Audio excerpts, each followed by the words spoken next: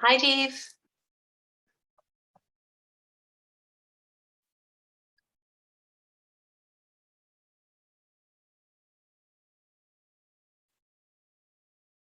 Hi, Dave. You should have host capabilities now.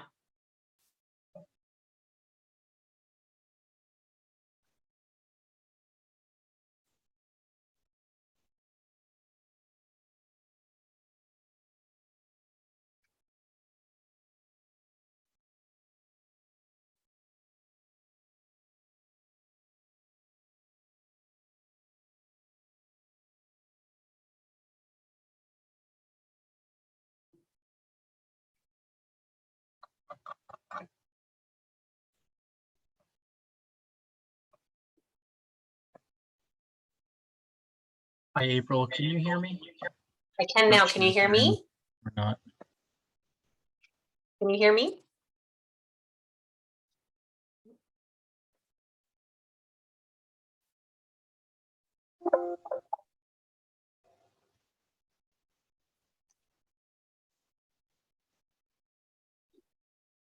Okay, no, that's good. I'm good. I think I just had to change my speakers.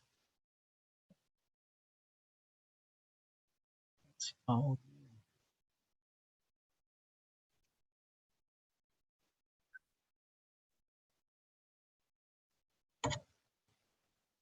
All right, well, welcome everybody. I believe the chat is available if you just want to just type a message in the chat very briefly, just to let me know that you can hear me okay.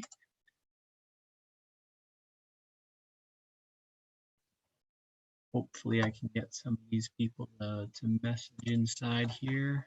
Chat is disabled. I thought the chat was enabled.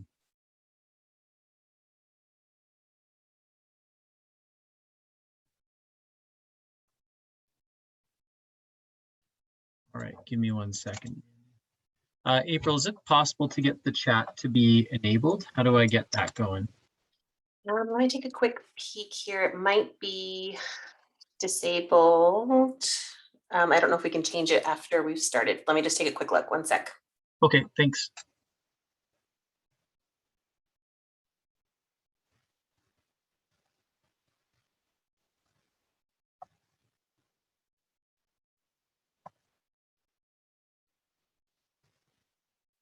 All right, folks, if we can't get the chat to be enabled, that's okay. There is a Q&A feature at the bottom of the screen. If you can try typing in a question in there instead of the chat. If we can't get the chat working, that's fine. I'm just going to share my screen here.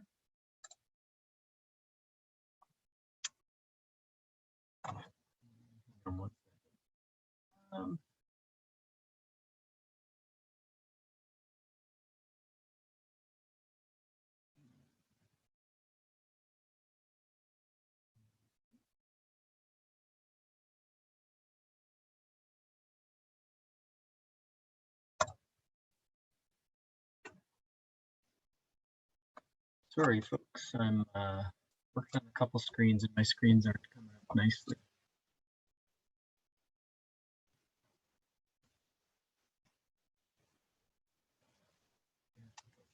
Over.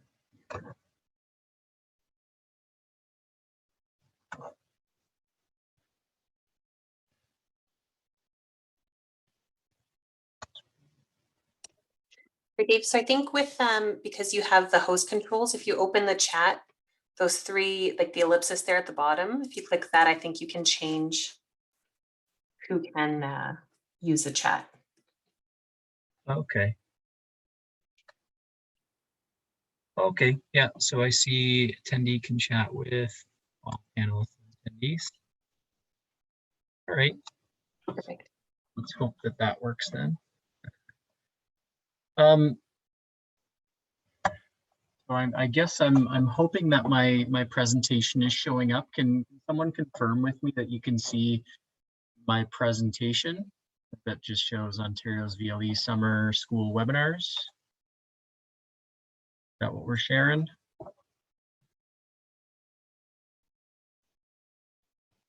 Yep, we can see it. Okay, perfect. Well, I'll begin then, because I know time is of the essence. I see that there's 4 of you in here, so that's great. If you do have any questions, feel free to put them in the Q&A at the bottom, and I'll be looking at that throughout. There's a couple points during the presentation where I'll stop and pause, and you'll be able to ask any type of question that you'd like to ask. And then, yeah, I mean, there a lot of it will be demo based. So I do have some slides inside here. I'm just gonna share my webcam briefly, just so you can see me just for a couple minutes here. So hi, my name is David Gomes. I am our school board's for Greater Essex County District School Board. I'm our TELC contact and our district e-learning contact. And today for this summer school webinar that we're running, we're going to be looking at activity editing in the VLE. So the purpose of this is going to be if you are using ministry content and you want to edit that. So not necessarily creating from your own, resources, but kind of modifying the ministry content. Okay, so I'm going to jump off camera just so I can focus on these other screens. Again, if you have any questions or chat, you can throw them inside the chat, or you can also feel free to ask a question and I'll respond in there. Okay, but we'll get started. So again, like I said, my name is David Gomes. I'm our TELC contact and district e-learning contact for the board. I've been doing that since 2016, so I've had a lot of experience with editing the ministry content. I've also written courses for the Ministry of Ontario with Technology Enabled Learning Ontario, or TELO. So as you can see, I got a couple logos down there. Just the board that I'm from, Greater Essex County District School Board. D2L with Dave, that was just a webinar series that we had done last year, just to get our teachers up to par with what Brightspace can do. And much of the content we're sharing today is going to be kind of a recap of one of the sessions that we did there. And then this year, we were fortunate enough to have a couple other TELC contacts hired. So this was our TELC team. That's myself, Andre Qualia, and Peter Finney. And we've just really proud of the work that we've been able to do this year in terms of supporting teachers in Brightspace, especially with the move to virtual. So when we look at activity editing, there's a couple different ways that you could look at it. You could look at it in terms of either creating your own lessons or editing your lessons. So creating your lessons, if you're starting from scratch, not using ministry content, and you're making brand new files inside of Brightspace or loading up your own stuff, that is in and of itself a little bit difficult, but it is using the content tool. What we're going to be focusing on is the editing lessons. So we're going to be starting with the existing content and modifying it to our liking, preferably using the ministry content, because that's where all that stuff is kind of designed for you by teachers. It's specifically for the Ontario curriculum. And the nice thing is that you can still add to it. You can add supplementary items or content to your lessons. You can modify them however you want. There's only a couple things that are difficult to edit inside. So our hope today is to get through everything you could ever want to edit inside of one of these courses. Okay. Now, the way I like to look at activity editing is the first thing you need to know is where do you actually do your editing. So depending on when the courses you're using were designed, you do need to know how to locate the editable content files. So we're going to be going through 3 different types of courses that the Ministry of Education has developed over the years. And the way to get to those content files that you can edit is different for each one of these types. So it'll be important to identify which type of course you're teaching, and then from there, how you can get to the editing page. Once you get to the editing page, it all becomes the exact same. So that's where we get into the how to edit.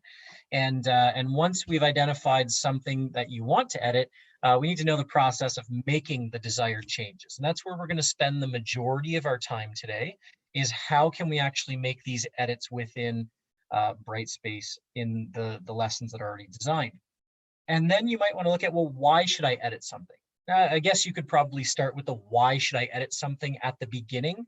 But the question of why you would want to edit something is really, when you look at the way that these courses were designed, they were designed by a group of Ontario teachers but you likely will still want to personalize the content for your students that you have. So whether that's removing some content, whether that's removing an assignment, adding your own things inside there, putting a personal flair like a video note inside there, adding your own audio, whatever you want to do, editing is going to help your students get the experience that you intend for them. So whenever you're making an edit, it has to be intentional.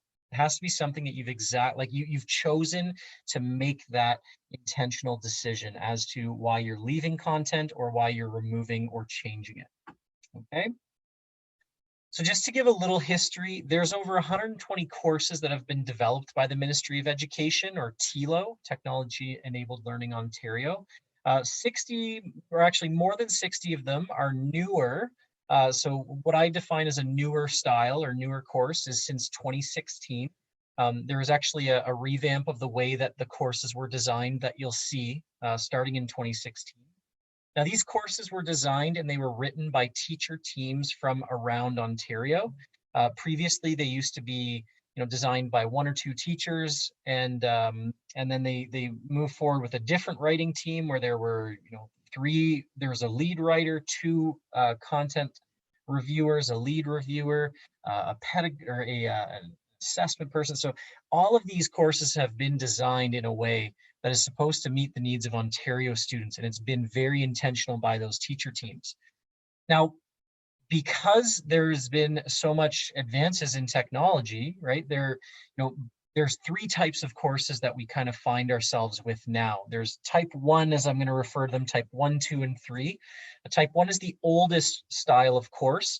Type 2 are newer style of courses, which you'll see type 2 and 3 look very similar.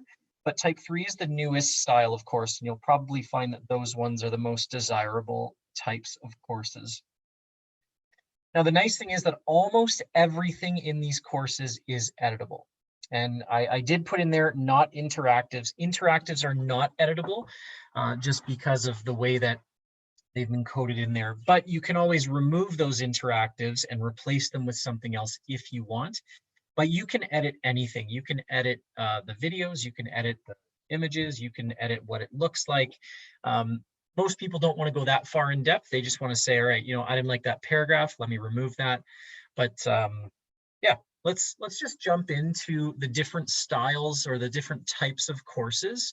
And then I'll give a quick demo on them just so that you can see where you can get to. I'll have something up on the screen here in a second here.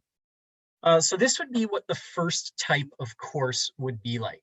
So type number 1, and type 1 courses, they were developed before 2016. So again, I call those the old style. Crazy that that's only like 5 years old, but these include courses that were designed, 10 years ago, right? So some of them are very old. Now these have content pages, as you can kind of see. Yeah, let me see if I can get my laser pointer on here. You kind of see these right here, right? So they've got these content pages, and many of these are hidden content pages. You can see all the ones with the slash through the I, those are hidden. But you have this one page here, this A3, where that's not hidden, it's visible. And then you've got these content pages that are hidden, and they're all under some activity. So these would be all underneath the same activity, activity 3. You have an expectation page for activity 3, a content page for activity 3, a second content page for activity 3, and so on and so on, a rubric for activity 3. And then later you'd see something that says A4 for activity 4. Okay. Now these type 1 courses, they all have an overview page. That would be this page right here, and it defaults to this overview tab. Okay. Now that then links out to the rest of the activities. So it'll link to the expectations and the content, and then the next content page, and so on and so on. Okay. Now, if you want to edit the actual content of this, you have to select the appropriate page that you want. So if I wanted to edit something on content 2, I'd have to click on content 2 here, and then I'd have to edit by going up to the ellipsis in the top corner here, clicking on that, and then selecting the first option, which is edit. Okay, so that is type number 1. I'll give you a demo of that after we go through the 3 different types. The second type of course Type 2, these were courses that were developed between 2016 and 2019. Now, these are in a newer style, and you will notice a significant change from the type of course between type 1 and type 2. The ministry took some time off when they were not developing courses, and they looked at what makes an effective online course. And that being said, they came up with this template. They came up with some guiding philosophy for how they were going to develop their online courses in 2016. And that's why you notice this drastic change. Now, with that, Brightspace also enabled the daylight experience, which changed the way that the content looked. So, sorry, the daylight experience and the lessons experience. So there's a couple things there at the same time that all happened, but these type 2 courses would be our newer styles. Now, what you'll notice here is that you'll see these units, and you might see like unit 1, and then there's unit 1 overview content. So the nice piece about this is there's not all of those different content pages that you would see here, like content. There's really only one content page inside. But the tricky thing with this is that in order to edit those pages, you'll notice up here it says like unit 4, unit 5, and then edit content here. In these types of courses, there's a folder at the bottom that's called edit folder or edit content here or teacher edit. And that's where you actually have to do those edits. So you have to find the edit folder. You have to find it basically provides a duplication of the entire course below inside here. And then you have the editable pages. And again, I'll be demonstrating those for you in a second. So what you would have to then do, you find your page you want to edit, you click on it here, you click on the ellipsis, and then you click edit. Okay, if you were to do that up here, where outside of the edit content here, and you selected edit, you'd only actually be able to edit the title of the page rather than the contents of the page. Okay, so that's the second style, or the second type. And now we'll move on to type 3, which looks very similar if you kind of look between 2 and 3. Very similar style here, but type 3 courses were actually very newly developed, so we're calling them our newest style. And those are the courses that have been developed by TILO since 2019.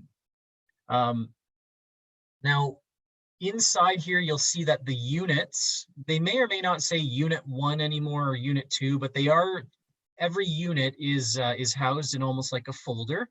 And inside those folders, you have subfolders, or what you'd call a lesson. And that then has your content page inside there. Now, what you'll notice here too is that there's only one content page that's going to be here for the entire lesson, but you will have some hidden things like teacher notes and then learning goals, success criteria, and learning skills that are appropriate for that activity. Okay. The other thing too, to edit this content, same type of process. You have to find the content file, and then you have to select the ellipsis and then edit. So the big key here right now is just you need to be able to find that file before you can actually know where to edit it. Okay. So I'm not sure if there will be questions at this point or not, but if there are, now would be the time to type them into the Q&A. If you have anything so far, maybe trying to figure out how to know if you're using that type or not, not sure. Totally up to you. If there are none, I'm going to quickly run a demo here. And let me get rid of that. There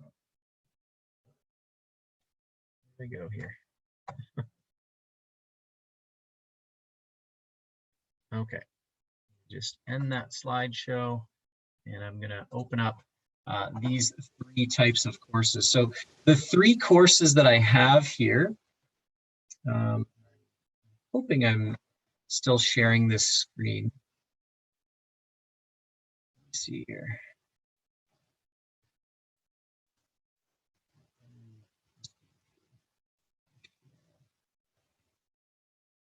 I think I'm sharing screen number 1. Can you guys let me know if I'm sharing screen number 1 here? By either typing in the chat or in the Q&A, it doesn't matter. Let me know if you can see the web browser I have with Brightspace open.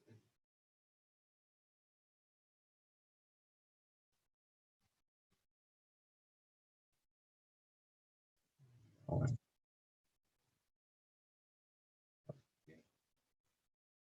Oh, let's just open the screen sharing the right one then. Okay, so I've got 3 different courses here. The first course is SPH4U. This is a type 1 course, and what you'll notice is it's got course information, student information. This is all accessed when I click content, by the way. So when I go into my content, I can see I've got unit 1 here as my unit, and then all of these different content pages. Now, this is the standard kind of look and feel to one of the one of the type 1 courses. You'll see it's got curriculum expectations, activities, etc. This is just a unit overview, but then you'll notice it'll say something like activity 1, so working with vectors. Now, this is the actual overview page. So if I go in and I want to edit this, I can click on the 3 dots and I can select edit, but all that's going to allow me to do is edit that overview page, right? Whatever was typed inside in this activity, right? Notice it's got the overview, expectations, content, assignment. I can't click into any of these here, but I can click them through, if right, I'm on activity 1, I can click on expectations and it will show me this. Now, what it's really doing though, is it's actually showing me this hidden page. It's just a link to this one right here. If I click on content, that's going to show me content 1. If I scroll down and click next, that's going to show me content 2. Scroll down, click next, content 3, and so on and so on, right? This one's got 5 content pages and all of that. Now, what's interesting though is right now, notice I'm still on activity 1 working with vectors. If I want to edit this content 3 and I try to edit this, because I accessed that through that activity 1 page, it's still only going to bring me to the overview. So what I have to make sure that I do is I have to go through to the actual course content page, click on content 3, and then I can click on the 3 dots and then edit. And now I'm editing that particular page, content 3. Okay. Similarly here, you can go through, there's an assignment. This page, if I want to edit anything on this page, I click on this assignment and then I click on the 3 dots and edit. And then I can add, remove, whatever it is I want to do. There's rubrics, there's a long description of a rubric, and then you'll notice that there is an activity 2. Okay. So all of those content items from here, activity 1, all the way down to here, long description of rubric, are for activity 1. The next activity starts here. You see activity 2, and all these hidden pieces, activity 3, all these hidden pieces, activity 4. You can imagine how much of a pain this is to edit, right? Because you keep having to scroll for those files. Now, the thing is, you want to make sure that these files are kept as hidden so that students don't see them. So, for example, if I view this course as a student and go into the content, they don't see all of those hidden files. All the students will see under unit 1 is, oh, here's unit 1, activity 1, and they see overview. They can click to expectations. They can click to content, go through it, click next, and they kind of scroll through just based on the activity that way and click through. Okay, so that's for our type 1 course. Our type 2 course would be this type of course, this physics course, SPH4C. Now, what happens with these is if I look in unit 1, notice I've got, okay, unit 1 overview, I've got activity 1 teacher notes. Okay, so I've got some notes. I've got activity 1, then activity 2 teacher notes, activity 2, and activity 3. The problem with these is that these courses don't open directly in the web browser here. So if I want to do activity 1, I actually have to click go to activity, and it pulls all of the content together and opens it up in a full screen section. But this now, everything is in a large scrolling HTML page, and then there's things built into it. So you can see there's an embedded YouTube video, and then you've got a link to a portfolio item, and then this would be something like an interactive where you would click on position and it brings you to different aspects of this course. Okay, and then discussion folders and things like that, or assignment folders, things like that. Now, if I want to try and edit that, this is where I can't, if I just click the 3 dots and edit, all it's going to allow me to do is edit the title. This is why if you're in one of these type 2 courses, you will probably find something at the very bottom called edit content or teacher edit, something like that. Click on your edit content and you get down to your unit 1. It's the duplication of the course. Now, if you click on the unit 1 dropdown, you can get into activity 1. Now, this is just the learning goals and success criteria and learning skills. You can edit those. Here's the actual content for that lesson, which you can edit now inside of here. If you do the 3 dots and edit, okay, you can get inside here and you can have that where you can now go in and edit whatever you'd like. And that's essentially what you'd have to do. You have to edit everything in that edit content folder or the teacher edit. The third type of course is the newest style of course. And these courses look very similar to the way that the type 2 are structured. So this would be example like the grade 10 applied level science course. So for example, you have a unit. This one would be called myself. And you may look at something like, the small stuff. This would be the lesson itself, and then content would be the actual file that you can go in and edit for your lesson. You click on the content here. Notice looks very similar in terms of having the Minds on Action consolidation 3-part lesson. You can see there's embedded videos, there's interactives, and once you see something like that, that means an interactive is loading up. This one, I think, has almost like a lab where you would look at some cells under a microscope. Got an embedded video again, and then it would link to all the different types of assignments and whatnot. Okay, now inside of here, inside this content file, you can select the 3 dots and edit, and now you're right into the editing space, similar to the other options. Okay. Now notice here, you do have teacher notes as well. That's hidden, so only teachers will see that, not a student. And then you can also go in and edit the learning goals, success criteria, and learning skills inside that. Okay. So those are the 3 different types of courses. You've got your type 1, your type 2, and your type 3. What I want to do very quickly is just jump back to the slides here. Okay, so that was our demo of all those different types. Keep in mind, once you get, this is all just how to get to the edit page. I know oftentimes that's the frustrating part when you're like, how do I just get to the point to editing? I just wanted to make sure that you had that understanding. So the type of course is going to dictate what your edit or how you get to that editing page. Now we're going to look at how you actually edit. So once you get to that editing page and you click on edit, basically all of those content pages, they're coded HTML documents. So once you get to the edit page, you have the exact same tools available to you. Okay. Now they actually have what's called a WYSIWYG editor, which stands for what you see is what you get. And that basically just allows you to preview what your content is going to look like directly in the editor. Okay. Previously, you wouldn't be able to do that. You'd have to look at something a little bit different, which wasn't as useful. But now you're able to kind of see exactly what it's going to appear like to students, with a little exception, right? So right here, you can kind of see. Let me get my laser pen again. You can kind of see here that there's this little piece here. That's not what it will look like for them, but these are icons that make up the banner when you actually go and launch it as a student, not being in the editor. Okay, so you might have some small differences for that WYSIWYG editor, but the majority of your changes are going to show exactly how they would preview for a student. Okay.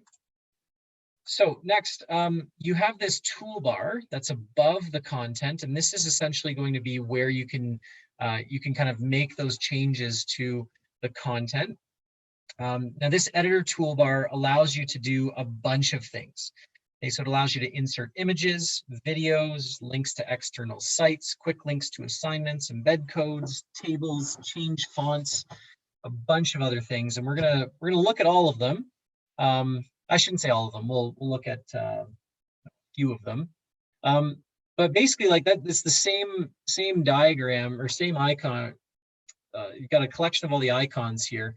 So I mean, some of the basic ones, right? You can change your text appearance with bold, underlines, and italics.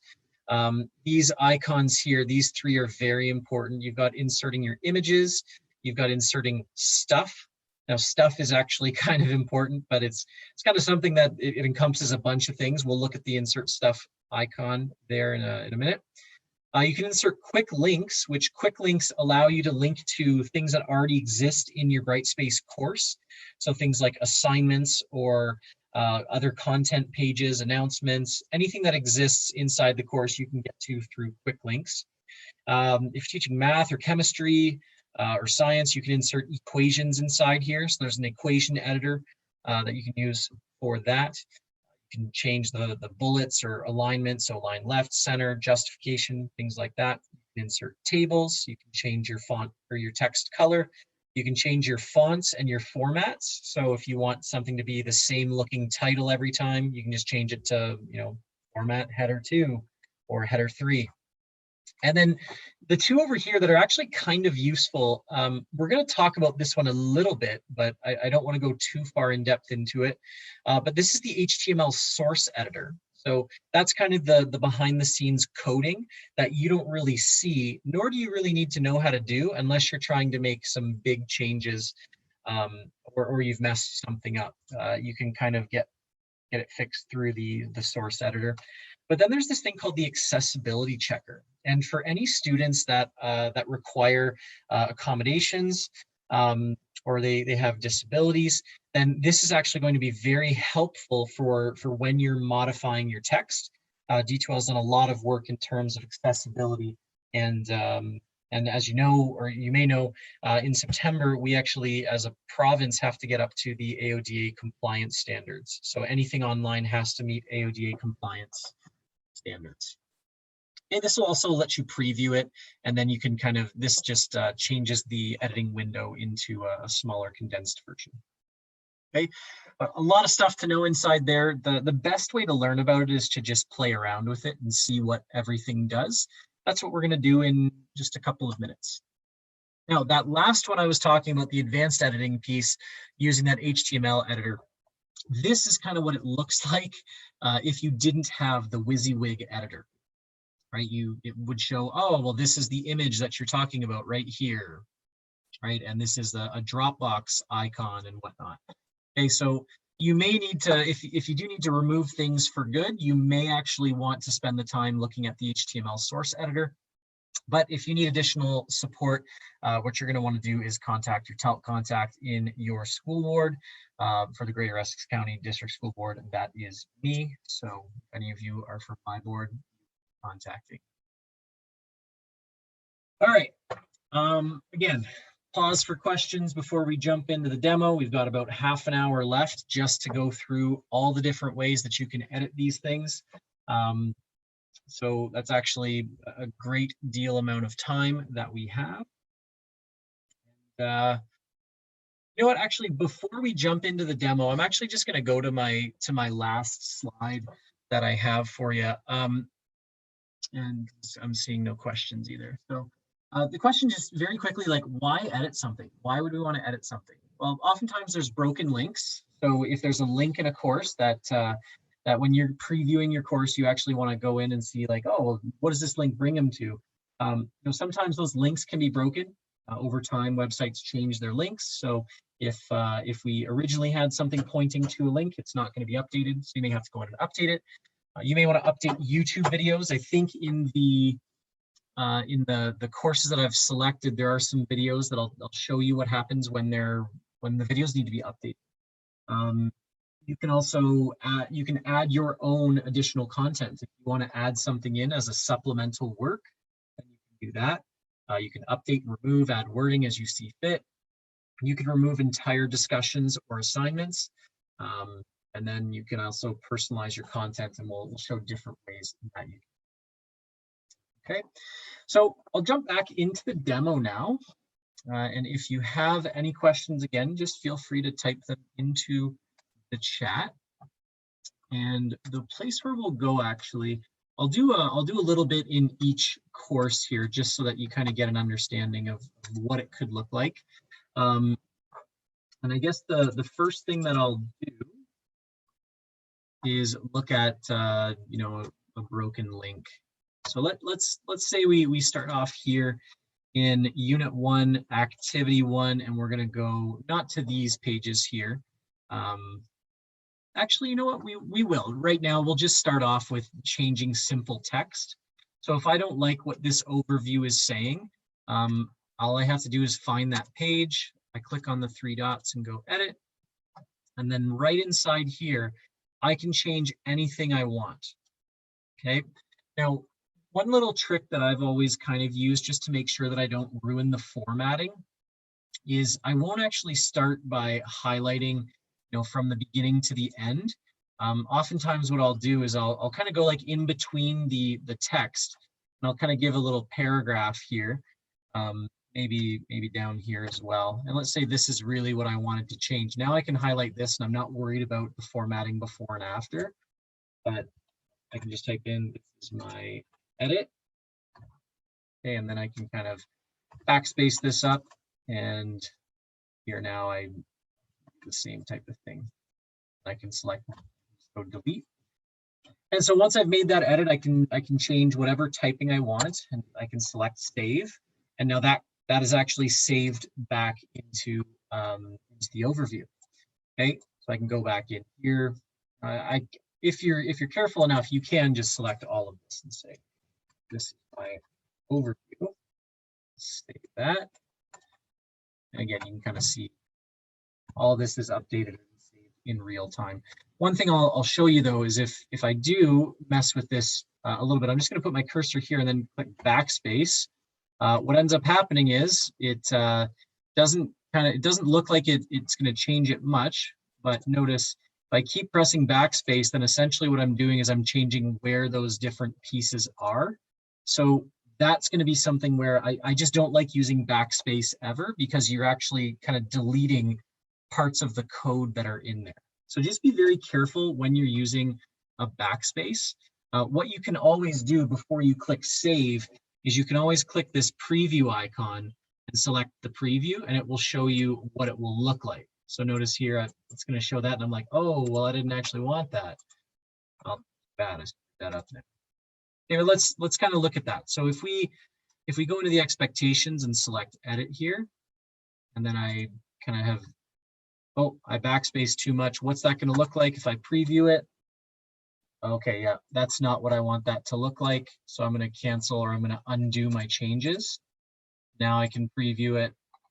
Okay, that's more of what I want it to look like. I want the overall expectations down here. Okay.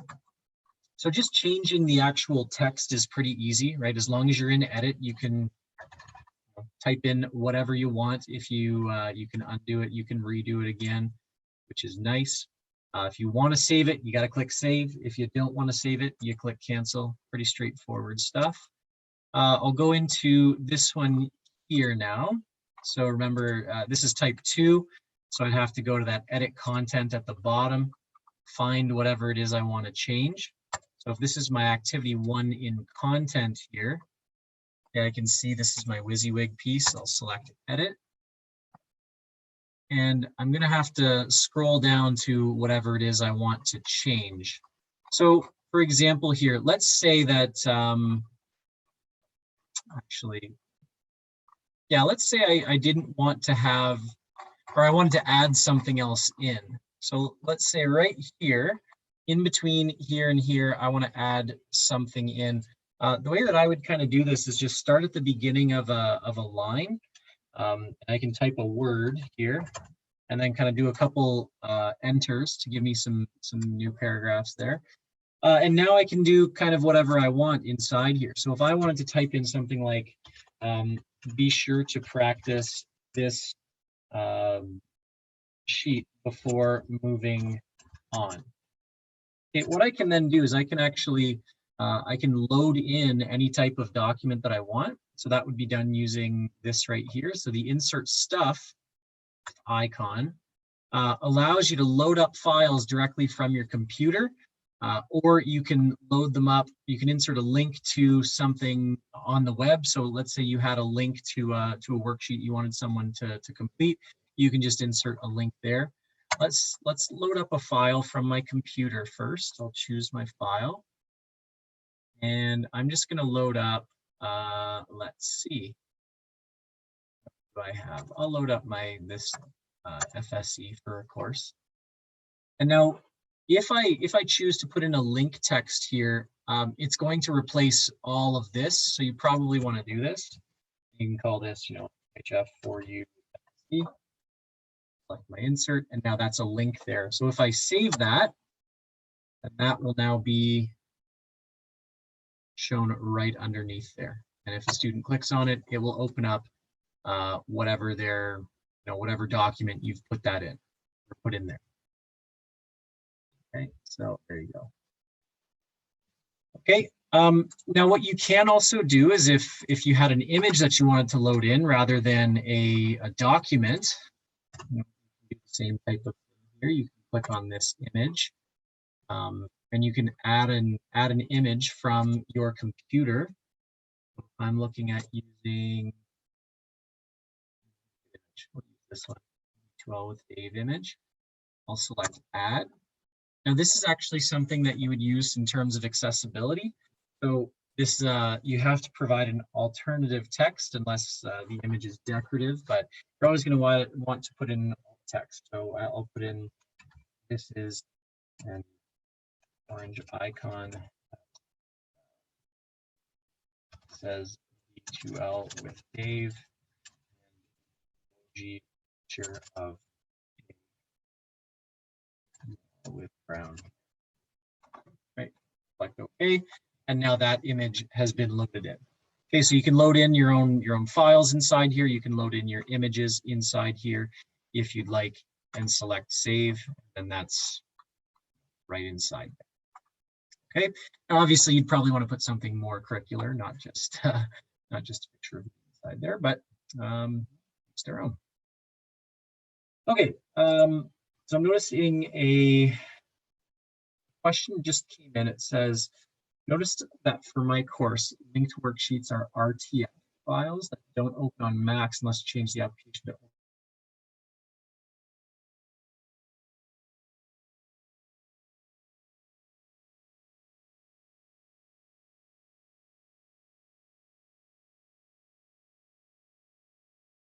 RTF or rich text files, they're supposed to work on many, not really a great way of doing that. And I'm not 100% sure on Google. We're a Microsoft board, so all of our students have access to Microsoft and they can open up an RTF file. But I'm sure there's a quick Google answer to that if we have time near the end, I'll take that. Okay. Okay, so where were we? In terms of editing inside here, if I click on edit here again, a couple things I'll show you here. Notice that we have this this YouTube video. Now, if we click on the YouTube video, you can kind of see that it's going to play for us. If you need to replace a YouTube video, which I think go into this content, this is a newer style of course. Okay. It's not that one. Which one is it? It's this one. Yeah. So this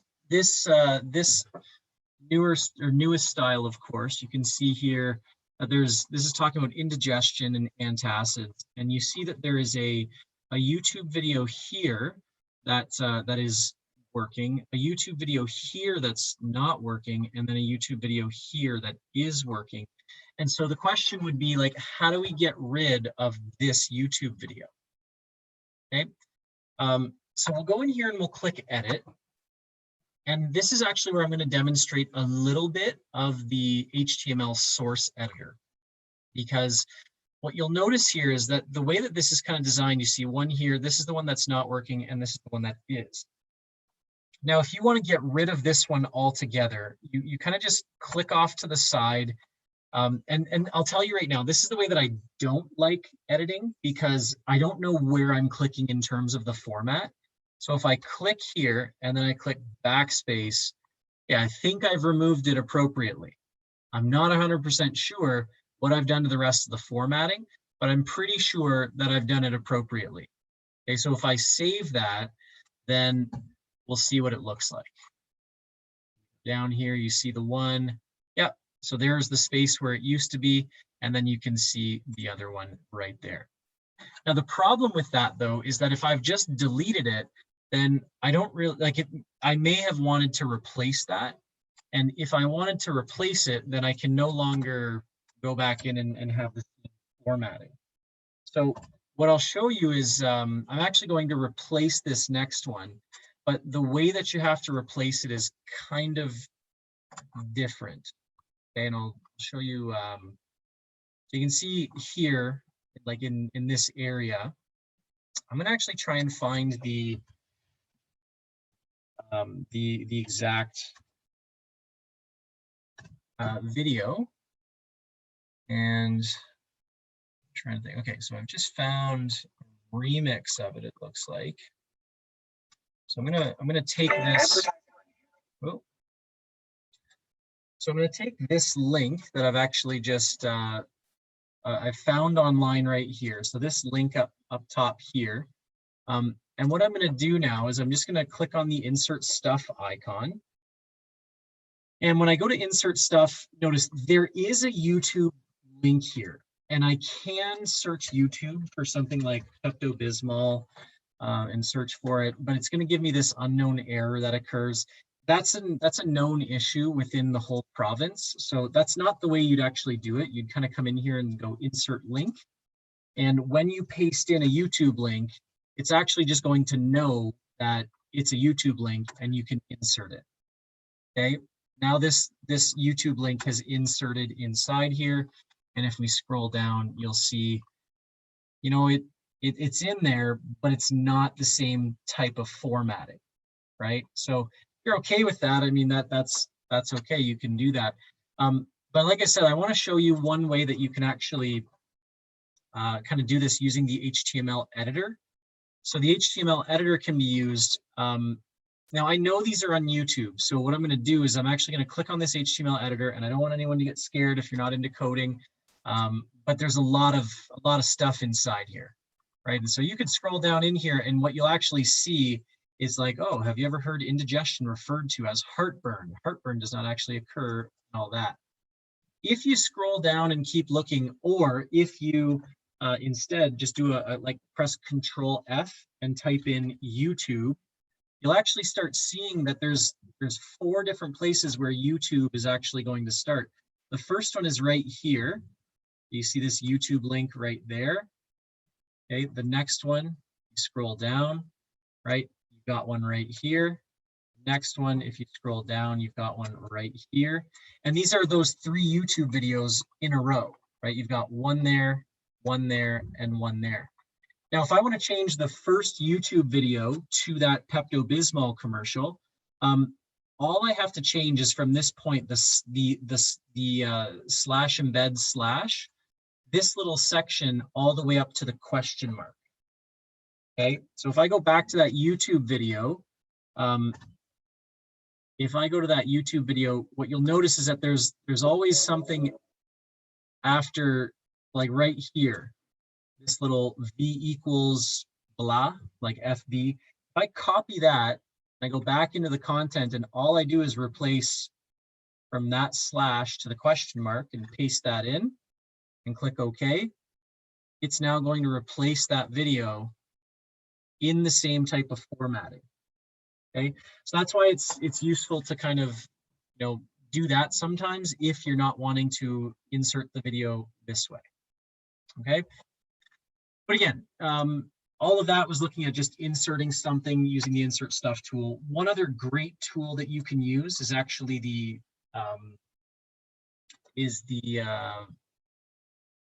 video note tool. So if you, I know there's another session later that's dealing with the video note tool, but if I'm inside here and I want to give a personal spin on this, what I can actually do is click on the insert stuff icon, and select video note. So add video note. And what this will do is it allows me to start a new recording, and it'll record my webcam, it'll record my voice, and I can put this video and it will automatically embed that in. Stop the recording, I can preview it. So I can preview it or re-record if I want, select next. I can put in the title and description for screen readers and also give it a, English, and I can generate closed captions from it. And then it will insert directly into that space in the course.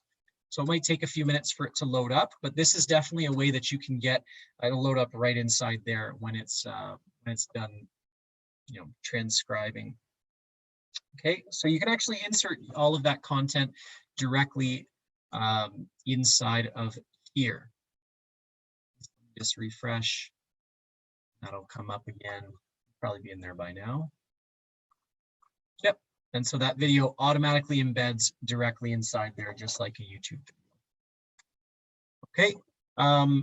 Now, there's sometimes where you may want to remove an entire section. So let's say in this case, I'm just going to zoom out slightly. Let's say in this case, you wanted to get rid of this whole question and answer spot. And you can see some of these questions, right? So what I could do, again, you can just highlight from question to the answer piece and remove that.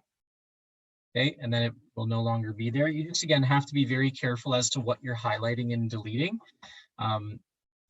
Similar to, if you didn't want to talk about bases, you can remove all of that, right? A little bit more difficult when you get down, oh, there's another broken video. Yeah. It's a little bit more tricky when you get down to things like this. So this right here is a brand new section for consolidation.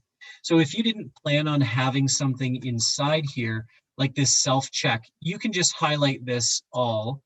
So, from like here all the way down to here and select, delete that, and it will work. Okay.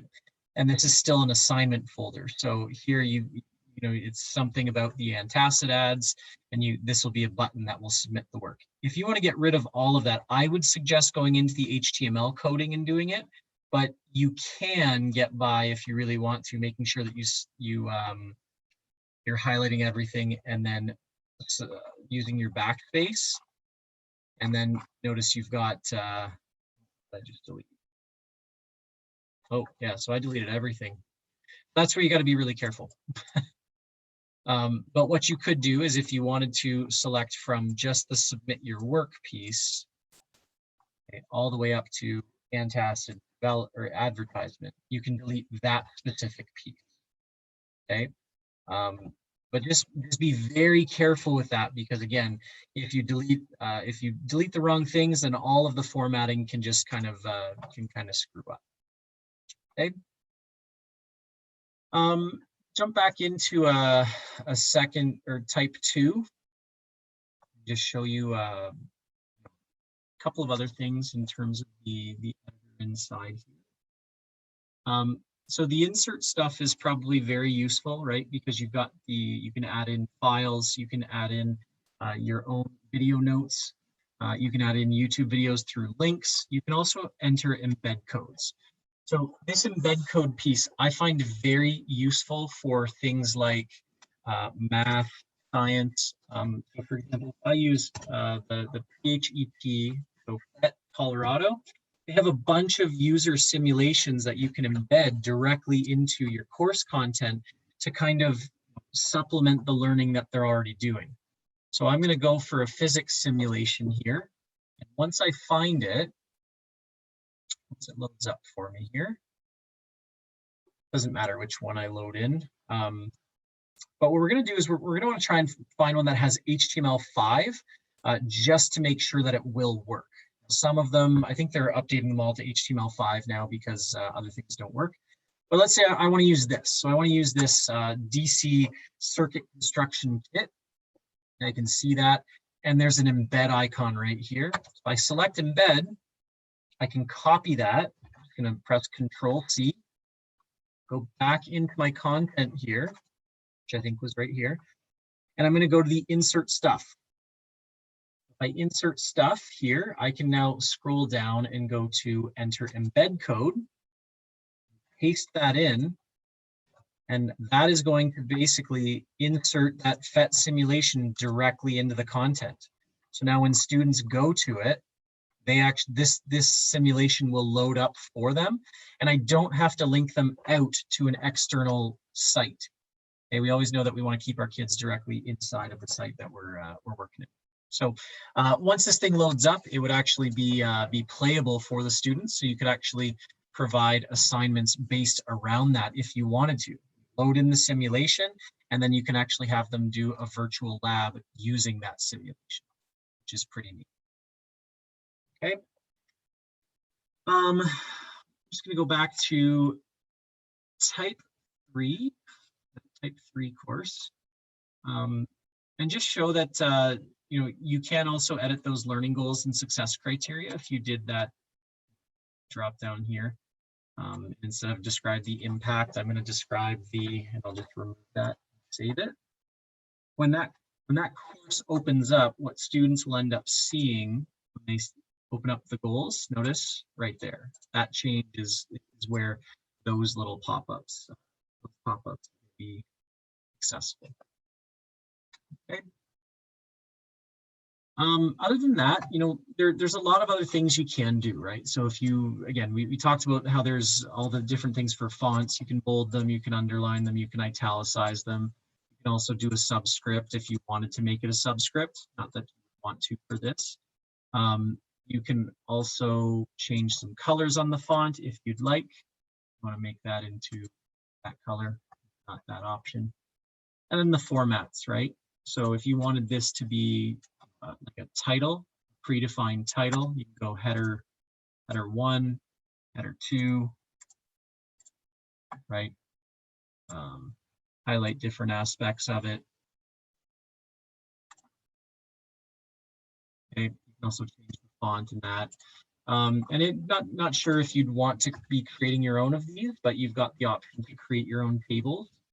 You can create something like a 4x3 table. That's, oh, I shouldn't have put that directly. Let me try and do that one again. Why my computer is acting up for me. Okay, so if I want to add in a table, go 3x1. When you start typing in it, you'll actually be able to kind of expand the different pieces, but then once you have the table in there, you can add rows above, you can add rows to the side, and so on, right? And when you save that, the content will be inside there. Okay. Then again here, I wanted to talk about this accessibility checker in the last couple minutes. But the accessibility checker here, it does actually give a bunch of potential, use cases, and it's all based on international and provincial standards here. So it will give you options that that you can read.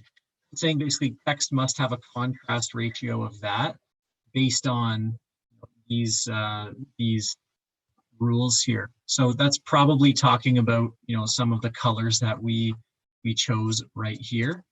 Look at some more issues. Again, text has to have that, so it's probably some different. So tables have to have captions for screen readers. So any of the tables that I made, they need to have a header row. We can look at how to repair those different issues. So again, text here needs to have a contrast ratio. So it's probably the answer buttons there. I'm thinking. Okay. So anyways, you've got the accessibility checker. You've got all these different tools inside here, and essentially, once you know where to go, you can go in and basically modify anything inside these courses. The easiest way to do this is to just play around with it, though, right? So like even on here in these newer style of courses, this is almost like a lesson overview piece, and you can go inside, edit these, change the image if you want, or just remove the image if you don't want it. Right? You can change the text, you can change whatever. And what I will say is, depending on when your school board moves to the new HTML editor, there's actually some more features you can use inside there, like being able to look at the code a lot more easily than this. So if we were to turn on the new HTML editor, you'd actually see color codes inside here that would make it a little easier to. So I know we've only got a couple more minutes left. Got a few people still with us. So if you do have any questions, now would be the last time to ask them. If you have any questions, feel free to put them in. If not, what I'll do is I'll thank you for joining this session. If you are getting into summer school and you're preparing for that, we do have a couple more sessions that we're offering, I believe, on Thursday. At the same times as these ones are being offered. There's an 11 o'clock a.m. until 12 option, and then there's an option for 3 o'clock until 4 o'clock. Okay. Well, I'm not seeing any questions coming in, so thank you folks for joining. I definitely appreciate it. I hope you have a great summer. I know this year you've definitely deserved every minute of break that you can take. So if this did help, at least kind of helping you cultivate your content for the summer, if you're teaching summer school, then great.